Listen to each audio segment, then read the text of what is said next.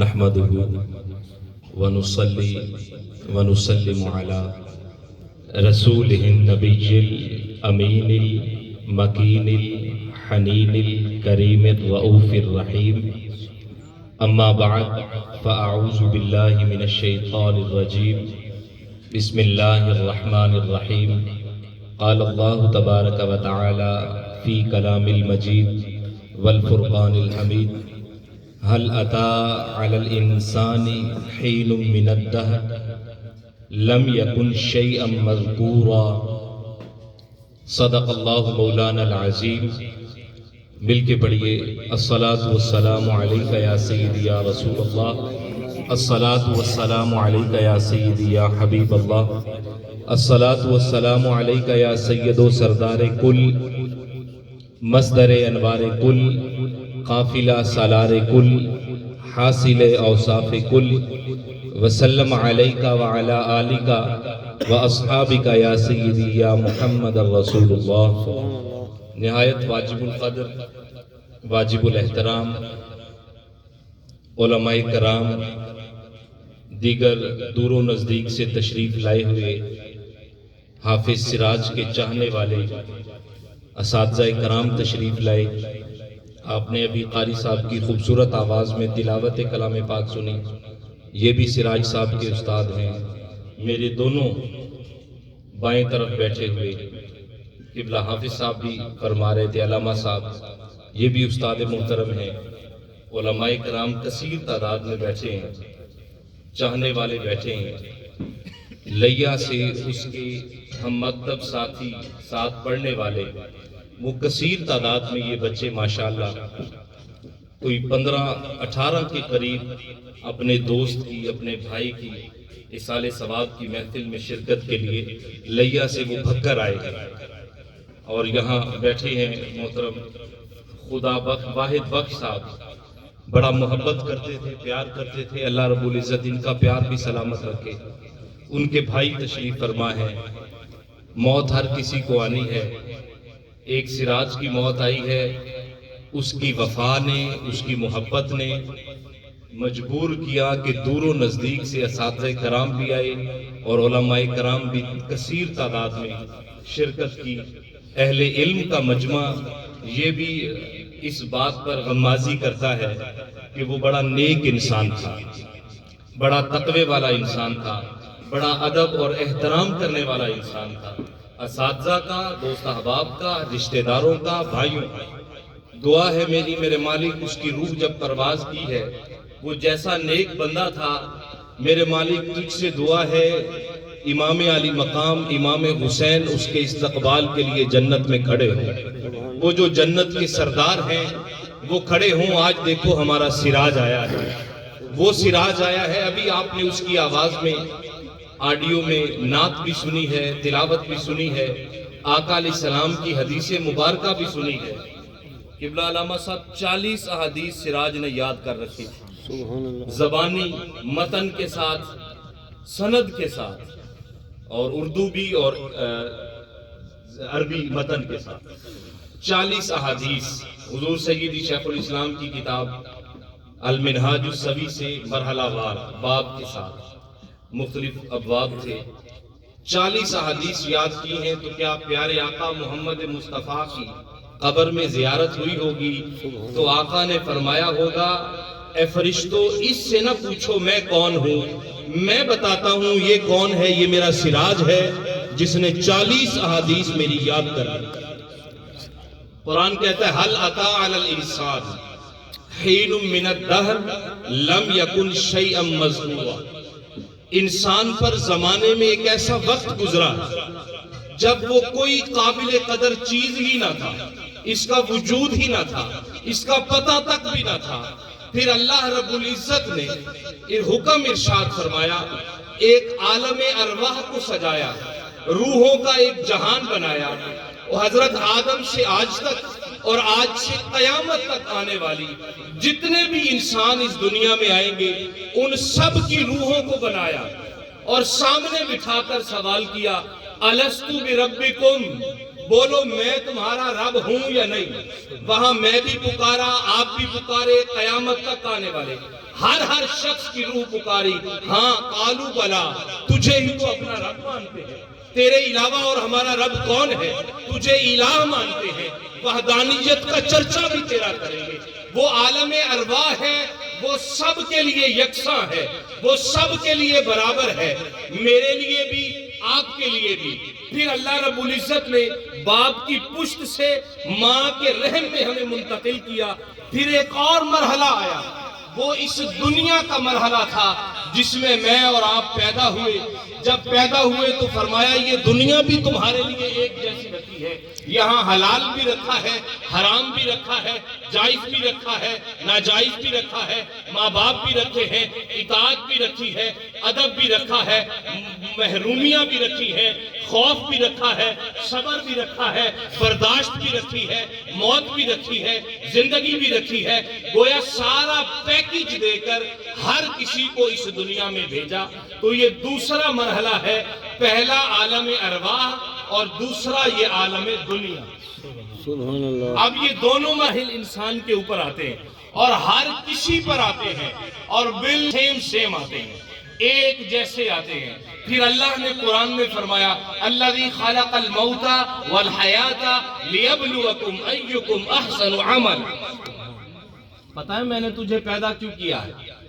تیرے پیدا کرنے کا مقصد کیا ہے؟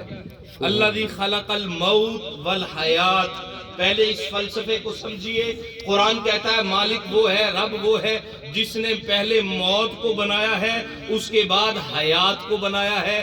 ہماری عقل پہ پردہ تھا، ہم نے سمجھا یہی حیات ہوتی ہے، اس کے بعد ہمیشہ کی موت ہوتی ہے۔ قرآن کہتا ہے نہیں، یہ تو ہے، اللہ فرماتا ہے مسافر خانہ۔ میرے آقا نے فرمایا یہ دنیا کیا ہے؟ بولیے ذرا، مسافر خانہ۔ مسافر کا کام ہے بھکر کے ریلوے اسٹیشن پر لاری اڈے پہ کھڑا ہے اور چند لمحے بعد وہاں سے ایک گاڑی آئے گی اور وہ اپنے سفر پہ روانہ ہو جائے گا۔ میرے آقا نے فرمایا یہ دنیا ہر مومن کے لیے مسافر خانہ ہے، بس اتنی تیاری کرنا جتنی ایک مسافر کرتا ہے۔ پھر فرمایا موت الذی خلق الموت والحیات۔ پھر اصل زندگی تو بعد کی ہے جو کروڑوں سالوں کی ہے، اربوں خربوں سالوں کی ہے، جس کی تیاری کے لیے یہ 40 60 50 70 سال دیے تھے۔ ہم نے اس تیاری کو پسے پشت ڈال کر نفس کی خواہشات کو سامنے رکھا۔ یہی وجہ ہے نہ دنیا میں کامیاب ہو رہے ہیں، نہ قبر میں ہوں گے اور نہ آخرت میں کامیاب ہوں گے۔ قرآن کہتا ہے میں نے کیا کہا تھا؟ الذی خلق الموت والحیات لیبلوکم ایکم احسن عملا۔ میں نے تمہیں زندگی بھی دی، موت بھی دی، پیدا بھی کیا ہے اس لیے تاکہ میں تمہیں آزماؤں تو صحیح، ان میں کون کون ایسا ہے جو میرے اللہ کی بارگاہ میں حسن عمل لے کر آتا ہے، ان میں کون کون ایسا ہے۔ جیسے قبلہ علامہ صاحب نے فرمایا اس قرآن کے ساتھ تو جڑیے، اپنے بچے کو جو مرضی کروائیے، لیکن ایک فرض اللہ نے آپ پہ بھی تو عائد کیا ہے، کچھ حقوق و فرائض کی نسبتیں ہمارے اوپر بھی تو عائد ہوتی ہیں۔ آقا نے فرمایا ادبوا اولادکم علی ثلاث خصال، اپنی اولاد کو 3 چیزیں سکھاؤ۔ کیا ہم نے سکھائی ہیں؟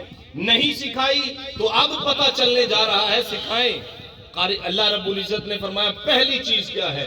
قرآن کریم کی تلاوت۔ کیا میں نے، آپ نے، ہمارے بچوں نے قرآن کی تلاوت، قرآن پڑھنا سیکھا ہے؟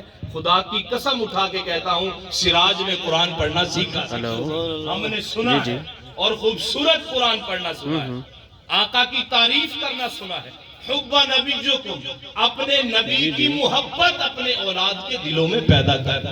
یہ قرآن نے سکھایا، یہ اللہ نے سکھایا، یہ صحابہ کرام علیہم الرضوان کی سنت نے سکھایا، ان کی زندگیوں نے سکھایا۔ کیا؟ 2 چیزیں۔ پہلا، قرآن کی تلاوت تیرے بچے کو آنی چاہیے، یہ تجھ پہ فرض ہے۔ آقا کی محبت تیرے بچے کے دل میں ہونی چاہیے، یہ بھی ہم سب پر لازم ہے۔ تیسرا، میرے آقا نے فرمایا میری آل کی محبت بھی تیری اولاد کے دلوں میں ہونی چاہیے۔ یہ 3 چیزیں سیکھنے اور سکھانے کی بات میرے آقا نے فرمائی ہے۔ تو اللہ فرماتا ہے میں نے تو تمہیں یہ زندگی اس لیے دی ہے تاکہ میں تمہیں آزماؤں کہ تم میں سے کون کون ہے جو حسن عمل کرتا ہے، جو نیک عمل کرتا ہے، جو پاکیزہ عمل کرتا ہے، جو اچھا عمل لے کر میری بارگاہ میں آتا ہے۔ تو سامعین عزیز محتشم، آئیے تھوڑا وقت ہے، اس تھوڑے وقت میں اللہ کے حضور کوئی ایسا عمل کر لیں جو اسے پسند آ جائے۔ آقا کریم علیہ السلام نے ارشاد فرمایا، ایک صحابی وفات پا گئے، ان کا وصال ہوا، انصاری صحابی کا۔ میرے آقا تشریف لے گئے، جنازہ پڑھایا اور قبر خود بھی کھودی، اور ساتھ دیگر جو تھے انہوں نے بھی آقا علیہ السلام کے ساتھ صحابہ کرام، جس جہاں مٹی پڑی تھی میرے آقا مٹی پہ بیٹھ کے تشریف فرما ہوئے، اور سارے صحابہ کرام کو بلایا اور بلا کے ایک بات کہی، اور یہ کائنات کے تاجدار کی زبان سے بات نکل رہی ہے، یہ ذرا غور سے سماعت کیجئے گا۔ میرے آقا نے فرمایا، ہے میرے صحابہ سنو، 3 مرتبہ یہ جملہ فرمایا اللہ کی ذات سے قبر کے عذاب سے پناہ مانگو، اللہ سے قبر کے عذاب سے اللہ کی پناہ مانگو، قبر کے عذاب سے اللہ کی پناہ مانگو۔ یہ ساری بات کہہ کے میرے آقا نے فرمایا، جب ایک بندہ مومن کی روح قبض ہوتی ہے، روح نکلتی ہے، اب ذرا غور سے سنیے گا، ادھر سے روح نکلی، روح آپ نے سنا حضرت اسرائیل علیہ السلام آئے، وہ فرشتے کی ڈیوٹی ہے، اس نے ہر کسی کی روح کو اس ملک الموت نے قبض کرنا ہے۔ فرمایا وہ تا حد نگاہ 2 فرشتے بیٹھے ہوتے ہیں۔ کتنے جناب؟ 2۔ وہ 2 فرشتے بیٹھے ہوتے ہیں، وہ جنت کا کفن لے کر آتے ہیں، سبحان اللہ، اور بارش ہوتے ہیں، خوبصورت چہرہ نورانی ہوتا ہے۔ وہ انتظار میں ہوتے ہیں کہ یہ ملک الموت یہ جیسے روح قبض کرے گا، اگلا کام پھر ان کا۔ جیسے ہی میرے آقا نے فرمایا یہ روح کو قبض کرتے ہیں، وہ 2 فرشتے جو تحت نگاہ بیٹھے ہوتے ہیں وہاں سے دوڑتے ہوئے آتے ہیں اور اس کی روح کو پکڑتے ہیں، اور پکڑ کے جنت کا خوشبو والا جو لباس لے کر آتے ہیں، کفن، اس کے اندر اس روح کو لپیٹتے ہیں، اور لپیٹ کر پکڑ کر اللہ کے فرشتے ہواؤں میں، فضاؤں میں، آسمانوں میں آ رہے ہیں، جا رہے ہیں، اپنی اپنی ڈیوٹیاں سر انجام دے رہے ہیں۔ اب جو بھی اس کا نام ہوتا ہے، اچھا نام، اس نام کے ساتھ پکار کے کہتے ہیں السلام علیکم اے نیک بندے۔ سبحان اللہ، یعنی ہر اس نیک بندے، نیک روح کا کوئی ایسا اچھا عمل ہوتا ہے جو زیادہ حسین ہوتا ہے، اللہ کی بارگاہ میں مقبول ہوتا ہے۔ السلام علیکم کہتے ہیں فرشتے۔ پھر آقا نے فرمایا اس روح کو لے کر جایا جاتا ہے، پہلے آسمان کا دروازہ کھٹکایا جائے، پہلے آسمان کا دروازہ، فرشتے پوچھتے ہیں جی کون صاحب؟ کہا جاتا ہے جی یہ فلاں صاحب، یہ حافظ سراج کی روح آئی۔ فرشتے ویلکم کرتے ہیں، دروازہ کھولتے ہیں، اور دروازہ کھول کے آسمان کے فرشتے سلام پیش کرتے ہیں۔ سبحان اللہ، فرشتے سلام پیش کر رہے ہیں اس انسان کو، اس کی اتنی عظمت ہے، یہ یاد رکھیے، یہ اللہ رب العزت نے اس اشرف المخلوقات کو اتنی عظمت عطا فرمائی۔ فرشتے سلام کر رہے ہیں، اور سارے فرشتے سلام کر رہے ہیں۔ پھر دوسرے آسمان کا دروازہ کھٹکھٹایا، کون آیا؟ جی فلاں صاحب آئے ہیں۔ واہ بھائی واہ، یہ تو نیک روح ہے، لاؤ لاؤ سلام پیش کرو۔ تیسرا آسمان سلام پیش کرو، چوتھا، پھر اللہ آقا نے فرمایا جب چوتھے پانچویں کے درمیان میں کہیں ہوتے ہیں تو اللہ رب العزت فرشتوں کو حکم فرماتا ہے کہ اے فرشتوں اب لے کر واپس چلے جاؤ، جہاں یہ پڑا ہے اس کے جسم میں اس کی روح کو ڈال کے آؤ۔ سبحان اللہ، سبحان اللہ، وہاں سے روح چلی اور سیدھی آئی اس میت کے جسم کے اندر، اب اسے اللہ نے زبان عطا فرمائی۔ سبحان اللہ، اب آقا نے فرمایا فرشتے آتے ہیں اور آ کے کہتے ہیں من ربو کا، سبحان اللہ، اب بتا تیرا رب کون ہے؟ سمپل سی بات ہے، جس نے اس دنیا کے اندر اپنے رب کو پہچانا ہوگا، رب کی مخلوق سے محبت کی ہوگی، اللہ کے حقوق و فرائض ادا کیے ہوں گے، وہ تو کہے گا کہ میرا رب اللہ ہے۔ ما دین، بتا تیرا دین کیا ہے؟ جس نے محمد مصطفیٰ کی اطاعت پر زندگی بسر کی ہوگی وہ بول اٹھے گا میرا دین کیا ہے؟ دین محمد مصطفیٰ ہے، دین اسلام ہے، جسے اللہ پسند کرتا ہے۔ تیسرا سوال، ما کنت تقول فی حق ھذا الرجل محمد، بتا اس ہستی محمد مصطفیٰ کے بارے میں کیا کہا کرتا تھا؟ اب جواب آ رہا ہے کہ یہ تو وہ ہستی ہے، یا اللہ اے ان فرشتوں کو بتا اس ہستی کی 40 احادیث کو میں نے زبانی یاد کر رکھی ہیں، میں کیسے نہ پہچانوں ان کو؟ تو فرمایا وہ پہچان لیے جاتے ہیں، وہ سمجھ لیے جاتے ہیں، تینوں سوال کا جواب دے کر پاس ہو جاتے ہیں۔ آقا کریم علیہ السلام اب یہاں صحابہ کرام سے فرما رہے ہیں، پھر نعرہ تکبیر، اللہ اکبر، ذرا اونچی آواز سے لگائیے نا۔ شیخ الاسلام ڈاکٹر محمد طاہر القادری مقدس اللہ العالی مدینہ طیبہ میں پچھلے تقریباً 1 ہفتہ سے آپ کے بھکر کے ضلع ناظم، ضلع صدر محترم جناب شوکت مصطفی صاحب، وہ بھی عمرہ کی غرض سے گئے ہیں، اور کل ان کی بھی ملاقات حضور شہید شیخ الاسلام سے ہوئی۔ ہم نے عرض کیا بلکہ ضرورت ہی نہیں تھی، انہوں نے خود، ایک آقا کا شہر ہے اور ادھر اللہ کا ولی بھی موجود ہے جس نے 1000 کتابیں لکھ دی ہیں اپنے حبیب کی شان میں، قرآن کی تفسیر میں، اور 7000 سے 10,000 کے قریب لیکچر ان کے موجود ہیں، کتابات موجود ہیں۔ وہ اللہ کا ولی بھی مدینے میں ہے، اور وہاں پر اللہ کا ولی آقا کی بارگاہ میں سراج کی مغفرت کے لیے ہاتھ بلند کیے۔ یہ شان، یہ منہاج القرآن ایک خاندان، سارے منہاج القرآن والے دوست احباب تشریف لائے دور و نزدیک۔